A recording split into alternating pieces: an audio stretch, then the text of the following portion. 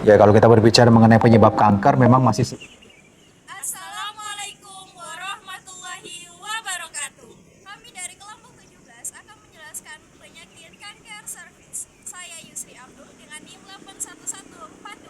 811423010.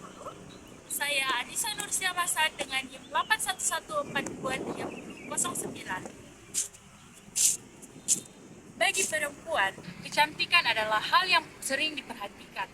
Namun, bagaimana dengan kesehatan organ reproduksi kita, terutama pada kandungan, yaitu kanker serviks?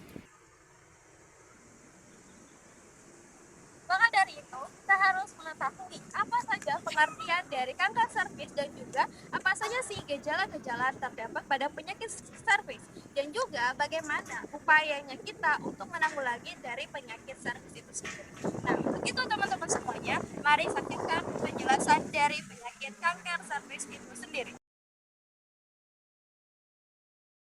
Kanker serviks adalah jenis kanker yang terjadi di sel-sel leher rahim dan seringkali disebabkan oleh infeksi jangka panjang dari virus human papillomavirus atau HPV. HPV ini adalah virus yang sangat umum dan memiliki lebih dari 100 jenis.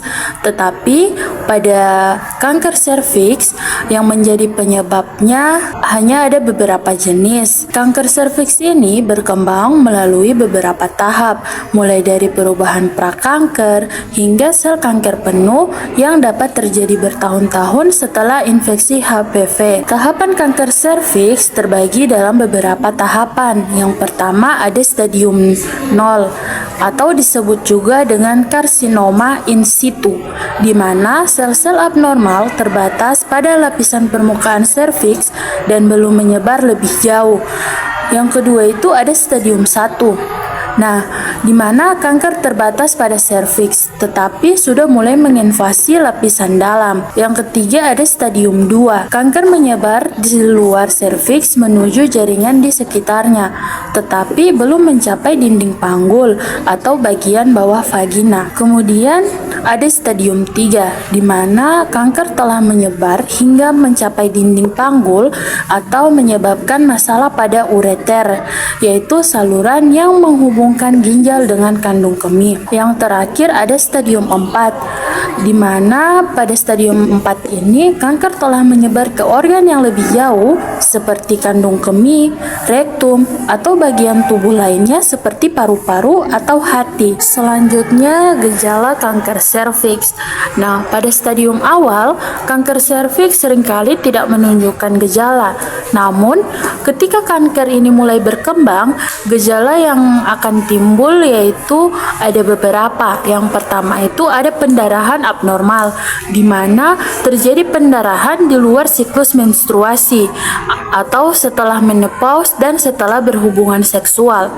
Kemudian yang kedua itu ada keputihan abnormal, di mana cairan vagina yang berbau tidak sedap atau berwarna tidak biasa seperti kekuningan atau berwarna hijau. Gejala yang terakhir yaitu ada nyeri panggul, di mana munculnya nyeri atau ketidaknyamanan di area panggul yang dapat muncul pada saat-saat tertentu, seperti saat berhubungan seksual. Berikut penjelasan tentang faktor risiko yang terdapat pada penyakit kanker serviks, yaitu ada beberapa faktor risiko yang meningkatkan kemungkinan seseorang terkena kanker serviks meliputi yang pertama adalah infeksi HPV. HPV tipe 16 dan 18 adalah jenis yang paling sering dikaitkan dengan kanker serviks. Dan kedua adalah gaya hidup seksual. Aktivitas seksual di usia muda memiliki banyak pasangan seksual atau pasangan yang pernah terinfeksi HPV. Yang ketiga adalah sistem imun yang lemah, terutama pada mereka yang memiliki HIV atau AIDS atau yang menjalani pengobatan imunosupresif.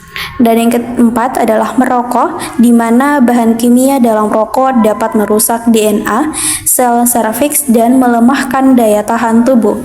Dan yang kelima adalah riwayat keluarga, di mana resiko sedikit meningkat jika ada anggota keluarga yang pernah mengalami kanker serviks. Selanjutnya yaitu ada deteksi dini, di mana bisa kita ketahui apakah seseorang itu terdapat penyakit kanker serviks atau tidak. Nah, bisa melihat beberapa poin, yaitu pemeriksaan rutin adalah kunci dalam deteksi dini kanker serviks, di mana pemeriksaan ini meliputi yang pertama adalah pap smear atau tes untuk mendeteksi perubahan sel di leher rahim yang bisa menjadi prakanker. Dan yang kedua adalah tes HPV, dilakukan untuk mengetahui apakah seseorang terinfeksi tipe HPV yang beresiko tinggi. Dan yang ketiga adalah biopsi. Biopsi ini jika pap smear atau tes HPV menunjukkan hasil abnormal, biopsi atau pengambilan jaringan untuk diperiksa mungkin akan diperlukan. Selanjutnya, bagaimana cara untuk melakukan pencegahan pada penyakit kanker serviks ini, yaitu ada beberapa pencegahan. Yang pertama adalah vaksinasi HPV. Nah, vaksin HPV ini dapat melindungi terhadap jenis HPV yang beresiko tinggi menyebabkan kanker serviks. Biasanya diberikan sejak usia 9 sampai 12 tahun. Namun, orang dewasa hingga usia 45 tahun masih dapat menerima vaksinasi ini. Yang kedua adalah screening rutin. Nah, screening rutin ini pada pencegahannya yaitu pap smear atau tes HPV direkomendasikan secara berkala bagi wanita berusia 21 tahun ke atas atau yang sudah aktif secara seksual. Dan yang ketiga yaitu menghindari faktor resiko. Nah, di sini termasuk penggunaan pengamanan dalam aktivitas seksual dan berhenti untuk merokok. Selanjutnya pengobatan. Nah, pengobatan ini tergantung pada stadium kanker, usia, dan kondisi kesehatan pasien. Nah, pengobatan ini dapat meliputi yang pertama dengan operasi, di mana pengangkatan bagian serviks yang terkena kanker atau bagian seluruh rahim jika kanker serviks telah menyebar. Kemudian pengobatan yang kedua yaitu dengan cara radioterapi, di mana terapi radiasi untuk membunuh sel kanker.